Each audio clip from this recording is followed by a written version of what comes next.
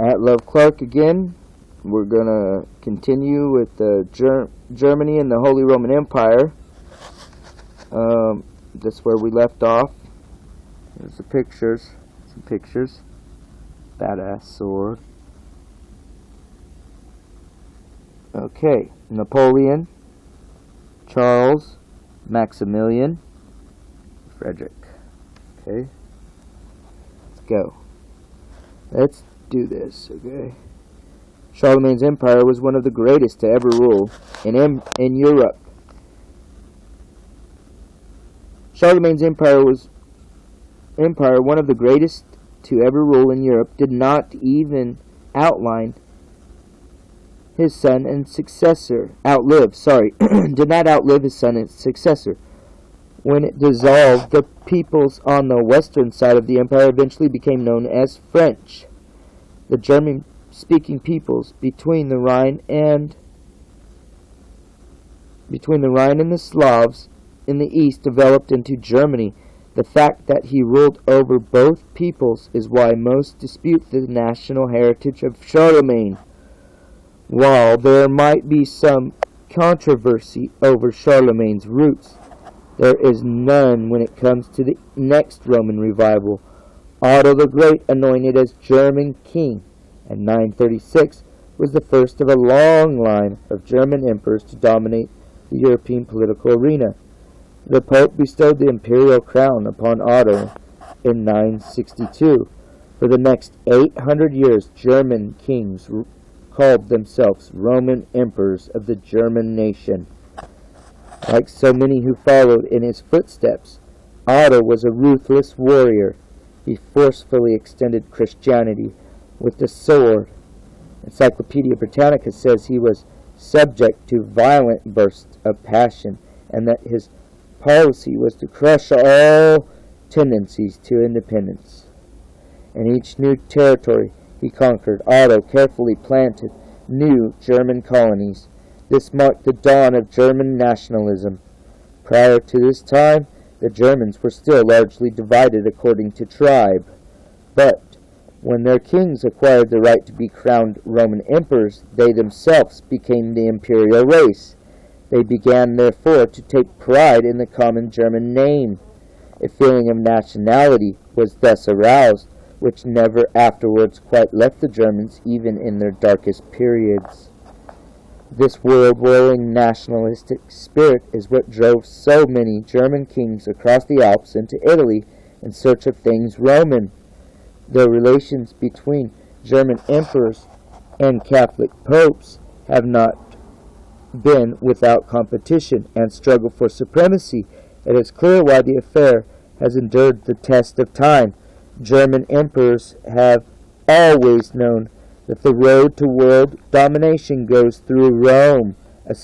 Equally so, the papacy has long known that the only way to forcefully spread its religion is to straddle the terrifying political beast wielding the sword. Pause for a second, guys. It sounds almost like Star Wars. If you know anything about Star Wars mythology stuff, there's a lot of hidden mythology in Star Wars. And Charlemagne and the Pope sounds kind of like the Emperor, and Charlemagne sounds like Vader, and he's going and taking out all the people opposed to the New Order, or whatever they're going to call it now. So next is preserving the Union. Though there is not enough space to elaborate on every emperor who ruled during the Third Revival of the Holy Roman Empire, it is important to at least show the length at which many German kings went to secure close ties with the papacy. Otto the Great's next two successors, his son and grandson, spent much of their lives and eventually died in the neighborhood of Rome. Later, Henry IV, after being excommunicated from the church, waited outside the Pope's castle in freezing conditions for 3 days before the pontiff came out to grant him forgiveness. Frederick Barbarossa, 1152 to 1190, spent 15 years in northern Italy during 6 different military expeditions. He too is intent on keeping alive the ancient glory and power of the Roman Empire. Barbarossa's grandson, Frederick II, 1212 to 1250, is the last great emperor to rule during the German-dominated revival of the Roman Empire. Frederick was one of the most notable German emperors ever. To him, the ideal government was a totalitarian state. Like emperors before him, Frederick also considered himself quite religious. In 1224, he established legislation which permitted burning heretics at the stake. That sounds evil. Pause on pause. Pope Honors III and his successor Gregory were delighted with the bill.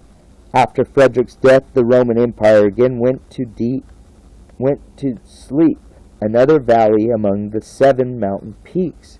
The stage was set for another German family to curry forever with the Vatican in their quest for world rule. Their royal line would eventually span 600 years of history. The Habsburg dynasty. For some time, the Roman Empire endured without an emperor. In 1273, the Austrian Rudolf of Hamburg was crowned king in Aachen, but not emperor early on. The Habsburg seemed more concerned about the power of their own dynasty in Germany and Austria than they were about world domination. It wasn't until the 15th century that the emperorship would again play a key role in the aspirations of German-speaking kings. That's when Frederick V, the Habsburg King of Germany, was crowned by the Pope as Holy Roman Emperor.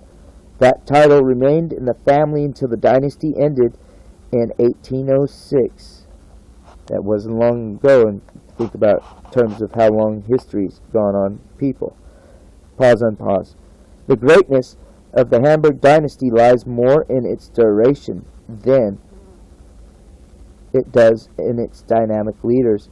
Yet it did produce at least 2 outstanding kings reigning successively in the 16th century, Maximilian I, 1493 to 1519, and Charles V, 1519-1556.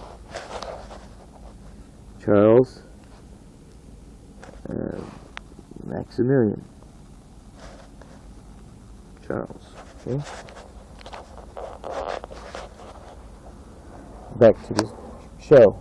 Maximilian laid the groundwork for an international empire by arranging 2 marriages with Spanish House of Castile and Aragon. With the Spanish House of Castile and Aragon. In one marriage, Maximilian's son, Philip, married Joanna, daughter of Ferdinand and Isabella. The Pope crowns Charlemagne in St. Petersburg Church. Wow. Fish head.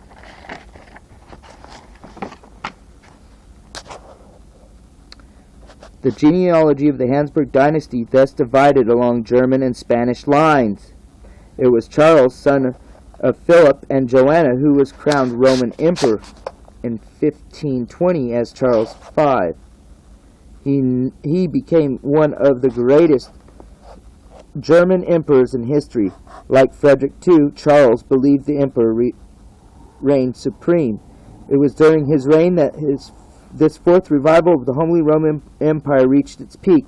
At age 19, Charles became ruler over Spanish and German dominions, including Germany, Burgundy, Italy, and Spain, along with sizable overseas possessions. His kingdom became known as the Empire where the sun never set. Not since the days of Charlemagne had a German emperor ruled over such a vast territory.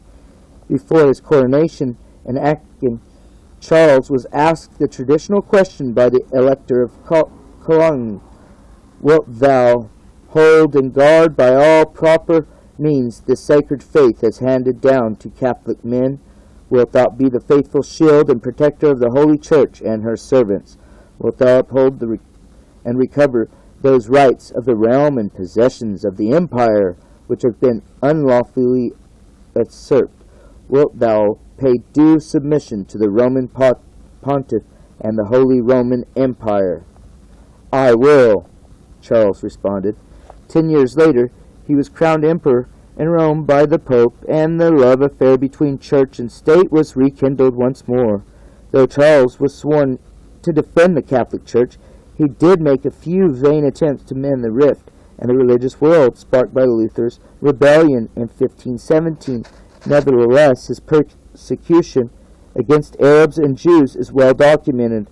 In fact, he ascended to the height of his power while the Spanish and Roman inquisitors were raging in Europe. After Charles's death, the Habsburg dynasty severed along Spanish and Austrian lines. The Austrian Habsburg line still assumed the title Roman emperors of the German nation, just like their predecessors 5 centuries before, except they no longer pilgrimaged to Rome to be crowned by the Pope. The imperial office became hereditary within the Habsburg line. By this point, the power and might of the Fourth Revival of the Holy Roman Empire began to wane. The Protestant Reformation considerably weakened the once dominant church in Rome.